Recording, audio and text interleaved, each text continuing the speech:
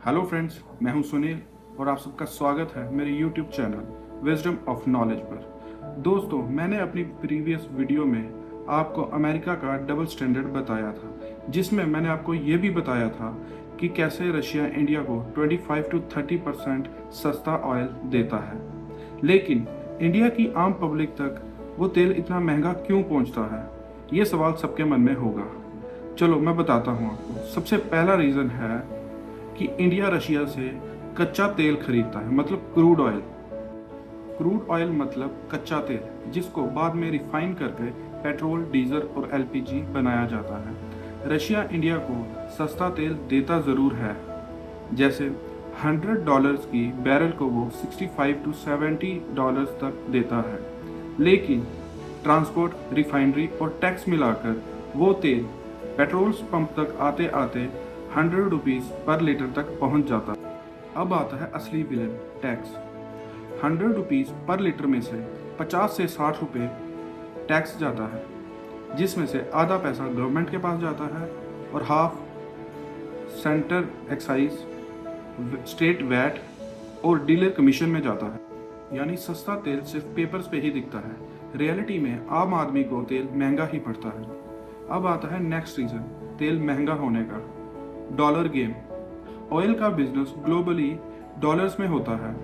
Indian rupees week होने के कारण इंपोर्ट महंगा पड़ता है। रशिया से पेमेंट दिरम या रूबल्स में करने की कोशिश होती है, लेकिन सिस्टम इतना कॉम्प्लेक्स है कि डिस्काउंट का फ़ायदा मिलता ही नहीं है। नेक्स्ट रीज़न है refinery export fuel ships to Europe. यानी इंडिया रशिया से सस्ता तेल लेकर उसको रिफाइन कर कर यूरोप और एशिया की बाकी कंट्रीज में एक्सपोर्ट करता है, क्योंकि एक्सपोर्ट से ज़्यादा प्रॉफिट मिलता है, जिस वजह से लोकल मार्केट में प्राइस स्टेबल रहता है या बढ़ जाता है। दोस्तों, एक बात याद रखना, गवर्नमेंट को पेट्रोल कंपनीज के टैक्स से और टबैको कंपनियों के टैक्स से बहुत मोटा अमाउंट आता है, और ये अमाउंट हमारे इंडिया के इंफ्रास्ट्रक्चर में या वेलफेयर में या सब्सिडीज़ में यूज़ होता है। तो अब मैं आपको बताऊंगा एक political reality check related to